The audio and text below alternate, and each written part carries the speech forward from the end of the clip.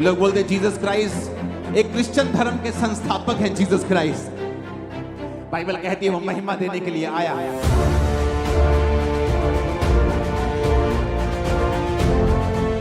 Jesus ने कहा तुम जो बेइज्जती से भरे हुए थे, अब मैं तुमको महिमा दूंगा। आज जितने लोग यीशु मसीह को ग्रहण करते हैं, परमेश्वर आपकी इज्जत को बढ़ाने के लिए जा रहा है।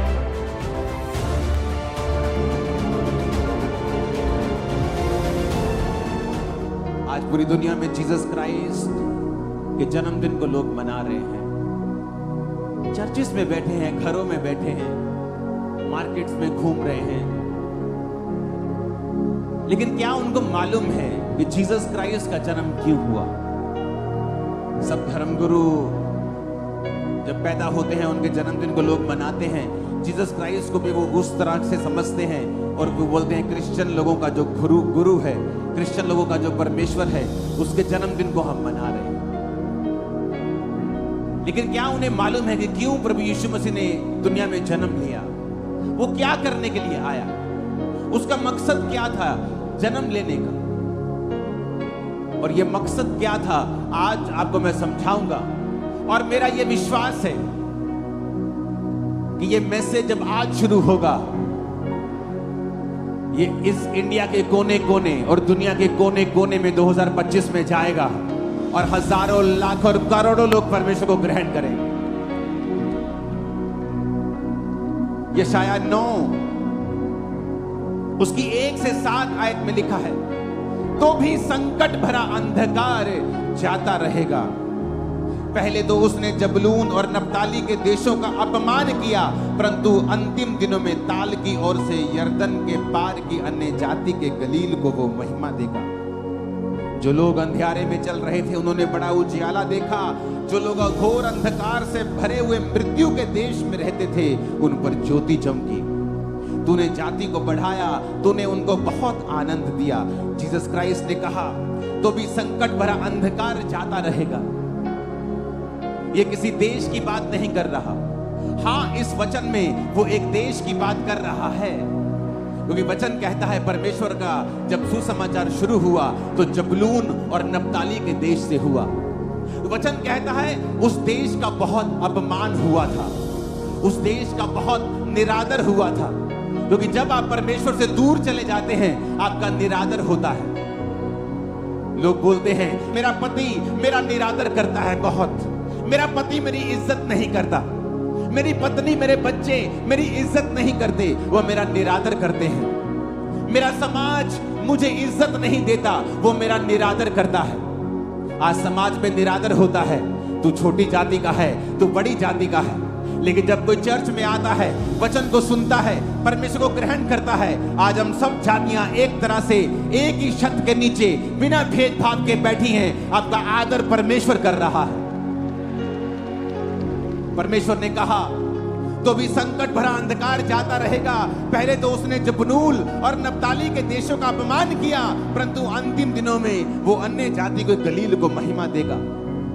परमेश्वर ने वचन में लिखा है जब जीसस क्राइस्ट ने प्रचार करना शुरू किया तो जबलून और नप्ताली के देश से, गलील की झील से उसने प्रचार करना शुरू किया। जिन लोगों को अपमान मिला था, जिन लोगों को निरादर मिला था, परमेश्वर ने वहां पर जाकर बताया कि अब मैं जन्म ले चुका हूं और तुम्हारा निरादर अब मैं खत्म कर दूंगा। आज जितने लोग यीशु मसीह को अपना उद्धारकर्ता ग्रहण करते हैं, वो यीशु मसीह में धर्म नहीं बदल रहे। पूरी बाइबल में ईसाई धर्म नाम का एक भी शब्द तक नहीं है। तो आप कैसे कह सकते हो क्रिश्चियन धर्म? आप कैसे कह सकते हो जेड़ा ईसाई धर्म है? क्योंकि आपको नॉलेज नहीं है, आप अनपढ़ हो इस मामले में। जीसस ने कहा तुम जो बेइज्जती से भरे हुए थे, अब मैं तुमको महिमा दूंगा। आज जितने लोग यीशु मसीह को ग्रहण करते हैं, परमेश्वर आपकी इज्जत को बढ़ाने के लिए जा रहा है। वो आपके परिवार की इज्जत को बढ़ाने के लिए जा रहा है। आप फिर देखेंगे आपका वही पति आपको महिमा देगा, इज्जत देगा। आपकी वही पत्नी बच्चे आपकी इज्जत करेंगे, वही समाज आपकी इज्जत करेगा। वो रिश्तेदार जो ठोकर मारते थे वो इज्जत करेंगे। क्यों? क्योंकि जीसस क्राइस्ट जब आपके अंदर आ जाएंगे, लाइफ सेम नहीं रहेगी यीशु मसीह के नाम में। उसने कहा वो महिमा देगा, अन्य जाति के गलील को वो महिमा देगा। लोग बोलते जीसस क्राइस्ट धर्म को, एक क्रिश्चियन धर्म के संस्थापक हैं जीसस क्राइस्ट। बाइबल कहती है वो महिमा देने के लिए आया। औरत को उसने महिमा दी क्योंकि औरत ने पाप किया, आदम को भरमा दिया, औरत श्रापित हुई, औरत कुचली गई। जीसस क्राइस्ट ने औरत के थ्रू जन्म लिया। औरतों ने ही जीसस क्राइस्ट का सबसे पहले प्रचार किया। यीशु मसीह ने अपनी सेवकाई में बहुत सी औरतों को इस्तेमाल किया। वो किस तरह से पैसों के साथ परमेश्वर के साथ रहती थी और खुदाबंद के सारे खर्चों को उठाती थी। जिस औरत को शैतान ने नीचा किया, उसी औरत को परमेश्वर ने ऊंचा किया। इसलिए वो कहता है मैं तेरी इज्जत को बढ़ाने के लिए आया हूं। जब आप जीसस क्राइस्ट को अपना उद्धारकर्ता ग्रहण करते हैं, इसलिए मैं कहता हूं अगर आप धर्म का चश्मा लगाकर यहां पर आए हैं तो आप यीशु मसीह के वचनों को ग्रहण नहीं कर पाएंगे। अगर आप अपने पास्ट को साथ लेके आए हैं कि मैं तो उस धर्म का हूं, मैंने ये नाम लिया हुआ है, फिर आप यीशु मसीह के वचन को आप इस ग्रहण नहीं कर पाएंगे। जो फायदा आपका होना चाहिए वो नहीं हो पाएगा, क्योंकि आप इस दुनिया के संसार की चलाए चल रहे हैं। वचन कहता है जो लोग अंधियारे में चल रहे थे उन्होंने बड़ा उजाला देखा। जो घोर अंधकार से भरे हुए मृत्यु के देश में रहते थे उन पर ज्योति चमकी। आज लोग मृत्यु के साए में रहते हैं। हर घर में कैंसर का आत्मा काम कर रहा है, हर घर में बीमारियां हैं। मृत्यु के देश में रहने का मतलब ये नहीं कि सब मर रहे हैं। किसी का बिजनेस मरा, किसी की फैमिली मरी, कोई अंदर से मरा, कोई बाहर से मरा हुआ है। लेकिन यीशु मसीह ने कहा जो लोग घोर अंधकार से भरे हुए मृत्यु के देश में रहते थे उन पर ज्योति चमकी। परमेश्वर ने उनको जीवन दिया। प्रभु यीशु मसीह जब सुसमाचार सुना रहे थे तो वचन कहता है एक नाइन नामक नगर से एक इकलौते विधवा के पुत्र को लोग ला रहे थे। अर्थी के ऊपर ला रहे थे तो सब लोग रो रहे थे कि एक ही विधवा का बेटा था, खुद विधवा थी, इकलौता पुत्र मर गया और सब रो रहे थे। और वचन कहता जब जीसस क्राइस्ट ने उनको देखा तो जीसस ने देखा मैं आ चुका हूं। अगर मैं तुम्हारे जीवन में हूं तो तुम्हारे जीवन में मृत्यु नहीं रह सकती। बाइबल कहती वो तरस से भर गया और जाकर उस मुर्दा देह को छुआ और उसका बेटा उठ गया। मैं आपको बता रहा हूं आज बहुत से मुर्दे उठ खड़े होने वाले हैं। आपके मुर्दा बिजनेस उठ खड़े होने वाले हैं, मुर्दा परिवार उठ खड़े होने वाले हैं। आज जीसस के जी उठने की सामर्थ आपकी लाइफ में काम करने वाली है। आमीन खड़कने वाला चाहिए चर्च। वचन कहता है तूने जाति को बढ़ाया, तूने उसको बहुत आनंद दिया। वे तेरे सामने कटनी के समय का सा आनंद करते हैं। वे ऐसे मगन हैं जैसे लोग लूट बांटने के समय मगन रहते हैं। पर वचन कहता है तूने उनको बहुत आनंद दिया। कहता वो कटनी का आनंद कर रहे हैं, जैसे कटनी नहीं होती और किसान आनंदित होता है क्योंकि उसको मालूम है जो आड़ती उसे पैसे लिए उसका कर्जा खत्म हो जाएगा। अब मेरे घर में बाथरूम बन जाएगा, मैं पैसों से अब नया घर बना लूंगा, 2 कमरे और डाल लूंगा, 4 खेत और 2 खेत और किराए पे ले लूंगा, 1 खेत अपना ले लूंगा। कहता कटनी पर आनंद होता है। कहता तूने अपने लोगों को कटनी का सा आनंद दिया है। अगर आप लोगों को देखें आनंद मनाते हुए, यहाँ पर लोग डांस कर रहे हैं मॉर्निंग से, कल रात से वो आशीष में नाच रहे, झूम रहे हैं। क्यों? क्योंकि वचन कहता है उसने तुम्हें कटनी का सा आनंद दे दिया है। तुम ऑलरेडी ले चुके हो। कहता वो ऐसे मगन हैं जैसे लूट बांटने के समय लोग मगन होते हैं। किसी की लॉटरी लग जाए, देखते वो कैसे मगन होता है, वो कैसे आनंद मनाता है। वैसे ही आनंद आज क्रिश्चियन लोग कर रहे हैं, जो आत्मा से भरे हुए हैं। वैसा ही आनंद आज आप लोग कर रहे हैं। ये किसने दिया? परमेश्वर ने दिया। 2004 से मैं क्रिसमस मना रहा हूं। मैं वैसे ही आनंदित रहता हूं 2004 से ही। तब मैं चंगा नहीं हुआ था अभी, लेकिन फिर भी आनंदित था क्योंकि मेरे को मालूम था मैं ऐसे परमेश्वर के पास आ गया हूं जो मुझे चंगा कर सकता है।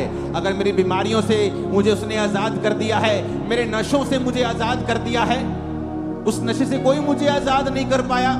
सुबह 12 बजे नशा छोड़ता था, नहीं करता था 12 बजे तक, तो फिर घूमता था। मैं आनंदित था 2004 में कि परमेश्वर ने मुझे आजाद किया। 5 में, 6 में, 7 में, आज 24 आ गया, 20 साल हो गए। मैं आनंद में झूम रहा हूं क्योंकि यह आनंद मुझे किसी इंसान ने नहीं, परमेश्वर ने दिया है।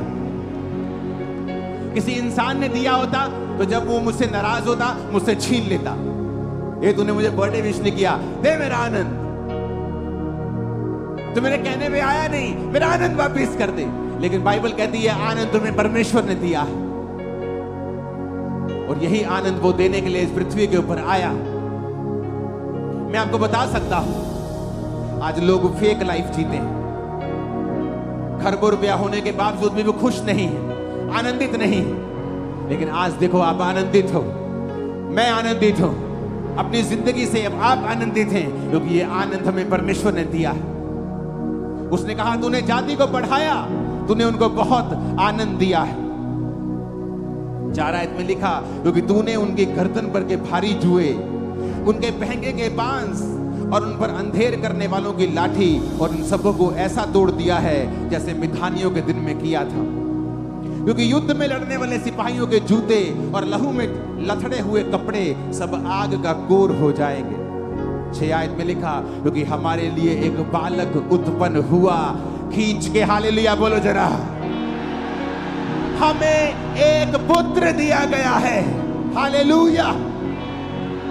प्रभुता उसके कांधे पर होगी, उसका नाम अद्भुत युक्ति करने वाला, पराक्रमी परमेश्वर, अनंत काल का पिता और शांति का राजकुमार रखा जाएगा। उसकी प्रभुता सर्वदा बढ़ती रहेगी, उसकी शांति का राज का अंत ना होगा। इसलिए वह उसको दाऊद की राजगद्दी पर इस समय से लेकर सर्वदा के लिए न्याय और धर्म के द्वारा स्थिर किए और संभाले रहेगा। सेनाओं के यहोवा की धुन के द्वारा ये हो जाएगा। ऊंची आवाज से बोलो हालेलुया।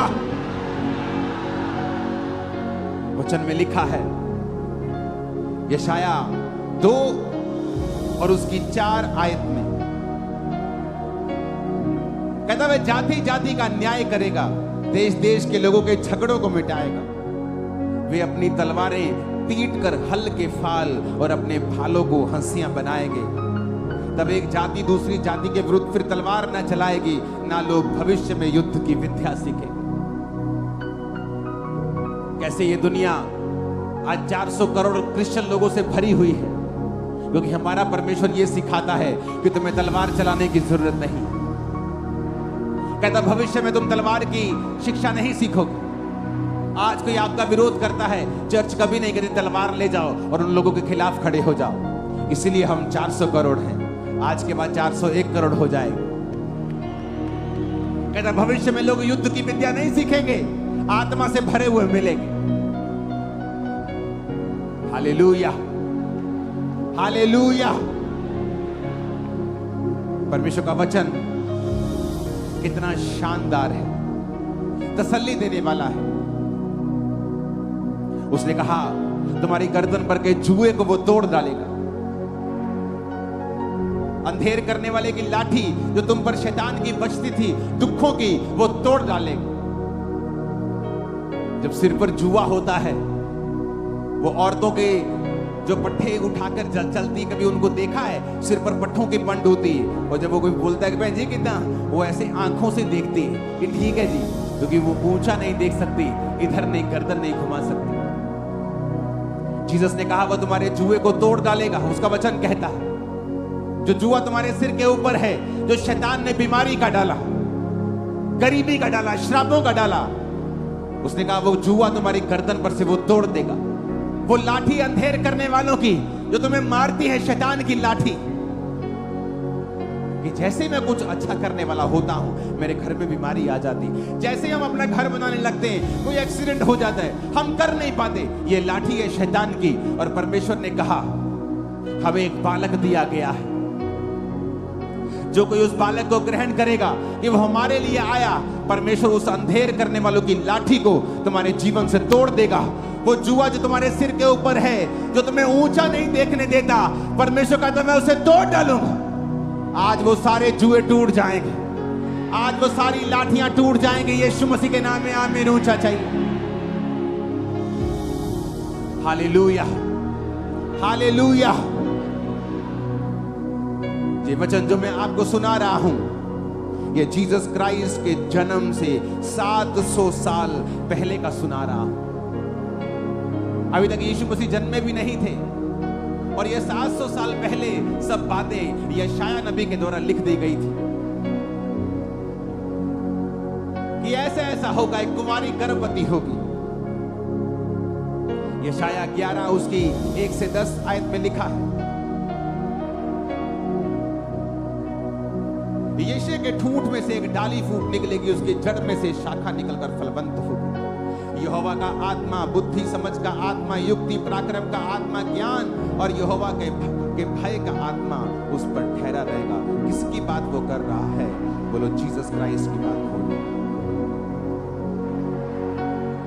यशायाह 7 उसकी 14 आयत में लिखा है, इस कारण प्रभु आप ही तुमको एक चिन्ह देगा, सुनो, एक कुमारी गर्भवती होगी और पुत्र जनेगी और उसका नाम इमैनुअल रखेगी। जो लोग सवाल उठाते थे कि इमैनुअल ये कैसे हो सकता है, जीसस क्राइस्ट ये कुंवारी के पेट से, कोई कुंवारी कैसे गर्भवती हो सकती?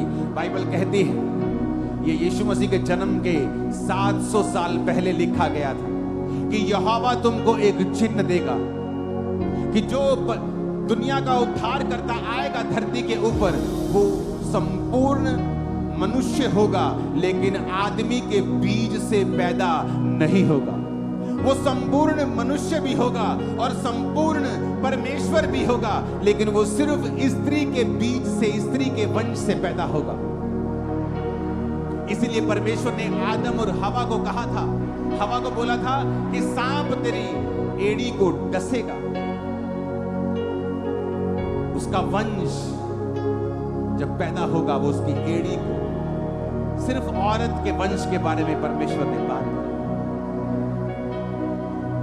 जीसस के अंदर जो ब्लड था वो परमेश्वर का था, इंसान के बीज से वो पैदा नहीं हुए थे।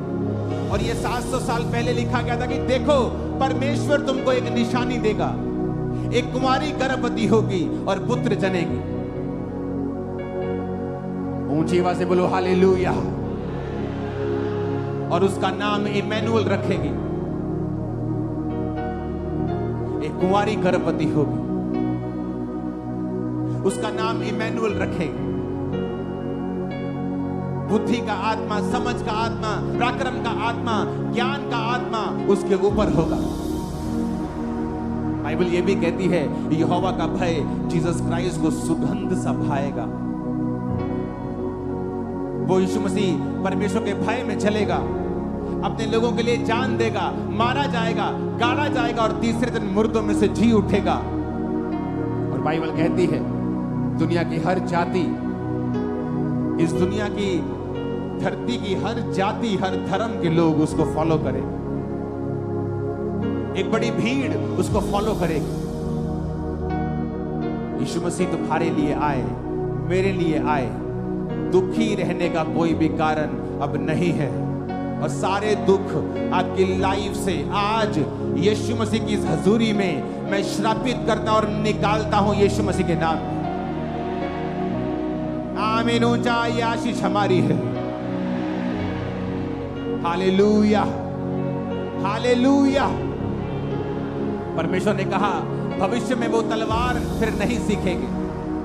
आज लोग जब बोलते हैं ओए तुम इस समय क्रिसमस मना रहे हो, तुम्हें नहीं पता इस समय नहीं मनाना, हमारे धर्म में ये चल रहा है।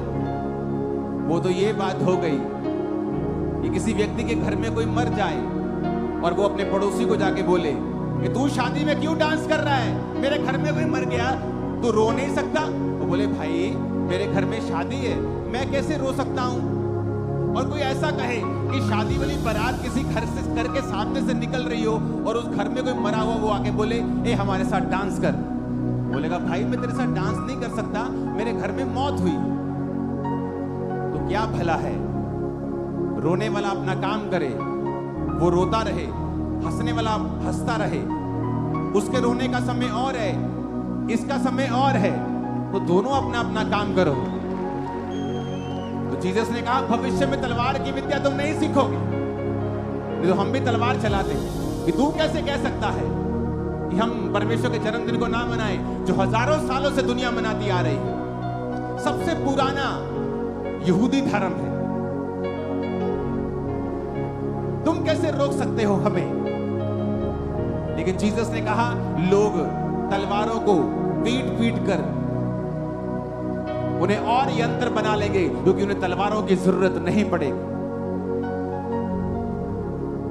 आपके घर में शादी है, आपके घर में कोई मर जाए तो आप शादी वाले बंदे को रोक नहीं सकते कि हमारे घर में कोई मर गया तुझे रोना पड़ेगा। वो बोलेगा, भाई तेरे घर में मरा तो रो, मेरे घर में मेरी बेटी की शादी तो मैं तो डांस करूंगा। हाँ, मुझे तेरे मरने का दुख है, लेकिन मैं अभी अपने घर में बिजी हूं। अगर वो सभ्य आदमी होगा सामने वाला तो बोलेगा, ठीक है, सही बात है, तुम अपना करो, मैं अपना करता हूं। लेकिन अगर मूर्ख होगा वो बोलेगा नहीं। लेकिन जीसस ने क्या कहा? भविष्य में लोग युद्ध की विद्या नहीं सीखेंगे। वो आप लोगों को कह रहा है। इसलिए हम ये कहते हैं, जब लोग आपका विरोध करते हैं कि डोंट वरी, जो लोग विरोध करते हैं वो भी चर्च में होंगे एक दिन। परमेश्वर के वचन को जान चुके होंगे, उसके प्रेम को समझेंगे कि प्रभु यीशु मारने काटने के लिए नहीं, वो जोड़ने के लिए, बचाने के लिए, तुम्हारे जीवन को जीवन देने के लिए वो आए। आमीन, आमीन। यशायाह 11 उसकी 6 आयत को पढ़ेंगे। तब भेड़िया भेड़ के बच्चे के संग रहा करेगा, चीता बकरी के बच्चे के संग बैठा करेगा, बछड़ा और जवान सिंह और पाला पोसा हुआ बैल तीनों इकट्ठे रहेंगे और एक छोटा लड़का उनकी अगुवाई करेगा। सारे काम इम्पॉसिबल हैं। भेड़िया भेड़ के बच्चे के संग कैसे बैठ सकता है? लेकिन बाइबल ये कहती है कि जो शाऊल था, पौलुस बन गया बाद में, वो एक भेड़िया था। कलीसिया को भेड़ की तरह, भेड़ के बच्चों की तरह वो काट रहा था, मार रहा था। लेकिन जीसस ने कहा, अंत के दिनों में भेड़िया भेड़ के बच्चे के संग बैठा करेगा। जब परमेश्वर ने पौलुस के ऊपर, जो शाऊल था, अपना आप जाहिर किया, तो वही भेड़िया फिर भेड़ के बच्चों के संग बैठता और उनको प्रचार करता था। वही लोग जो आज आपका विरोध कर रहे हैं, आप ही के संग इसी चर्च में, दुनिया की हर चर्च में बैठे होंगे, आप ही के संग आराधना करते होंगे, परमेश्वर के नाम की महिमा कर रहे होंगे। Hallelujah, hallelujah. यह जीसस क्राइस्ट का सुसमाचार है।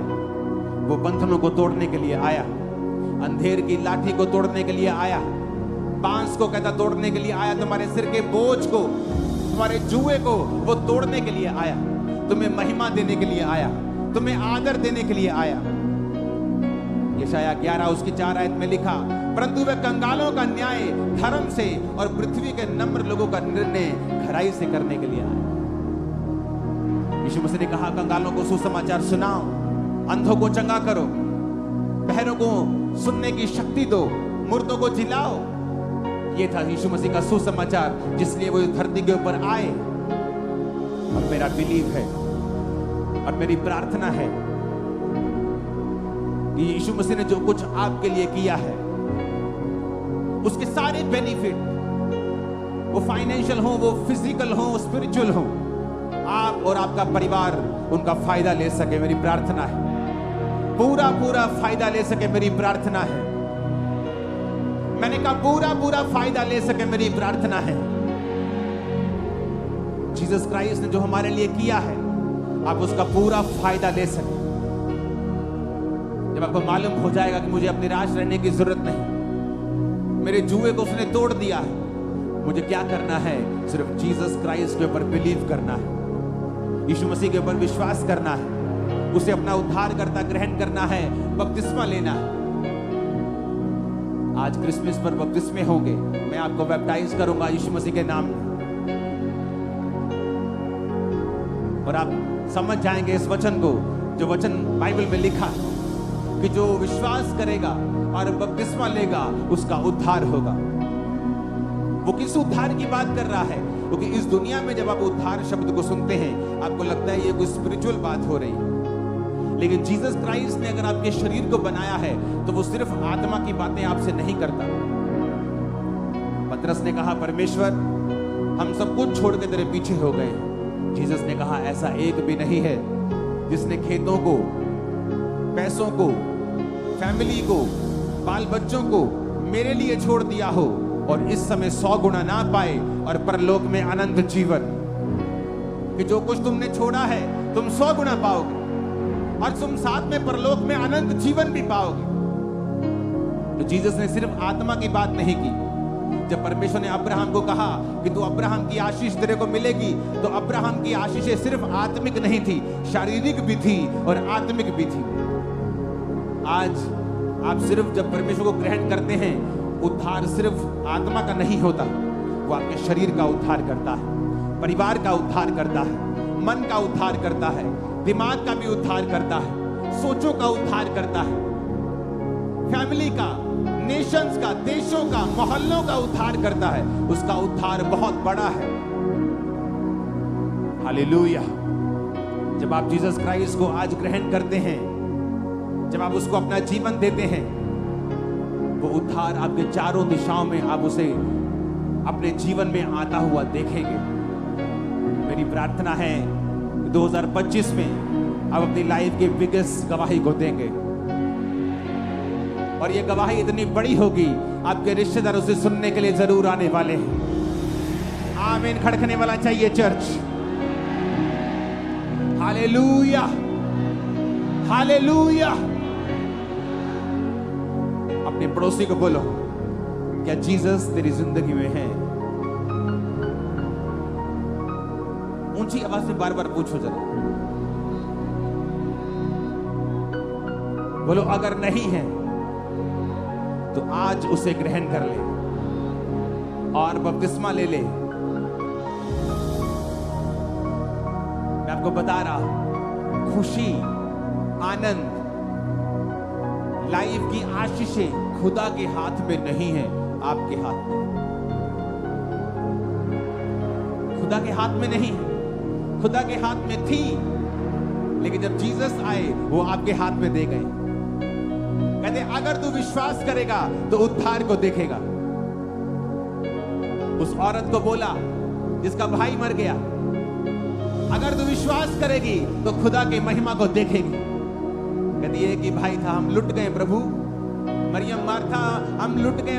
दोनों बहनें बोलती थी मर गए हम, एक ही भाई मर गया हमारा। खुदा कहता नहीं, तेरे हाथ में है। अगर तू विश्वास करेगी तो खुदा की महिमा को देखेगी। आपके हाथ में है। विश्वास करोगे, आज बपतिस्मा लोगे, तो खुदा की महिमा को तुम देखने वाले हो। खुदा की महिमा को तुम देखने वाले अपने घरों में, यीशु मसीह के नाम में। हालेलुया। आपके हाथ में है। अपने पड़ोसी को बोलो, तेरे हाथ में है। तेरी खुशी, तेरा बेस्ट फ्यूचर तेरे हाथ में है। अगर तू यीशु को ग्रहण करेगा, अपना उद्धारकर्ता मानेगा, बपतिस्मा लेगा, उसके पीछे चलेगा, पाप ना करेगा, तो सब कुछ खुदा तुझे देगा। वो तेरे हाथों में है। यीशु मसीह के नाम में आमीन। ऊंची आवाज में 7 बार आमीन बोलो, रिसीव कर लो सब बरकतों को यीशु के नाम।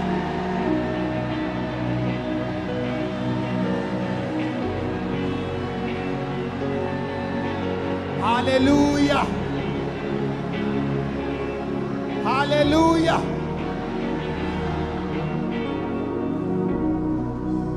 वो समाचार कि संकट भरा अंधकार जाता रहेगा, यही वचन अगर समझ आ जाए ना कि संकट भरा अंधकार जाता रहेगा, जब जीसस क्राइस्ट लाइफ में आएंगे तो जिंदगी सफल हो जाएगी। अगर एक लाइन बाइबल की समझ आ गई, संकट भरा अंधकार जाता रहेगा।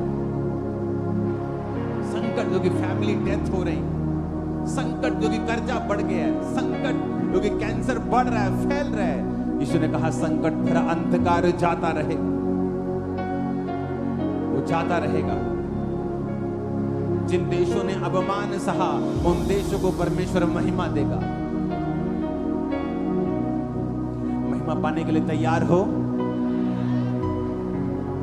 मैंने कहा इज्जत लेने के लिए तैयार हो? संकट भरे अंधकार से आजाद होने के लिए तैयार हो?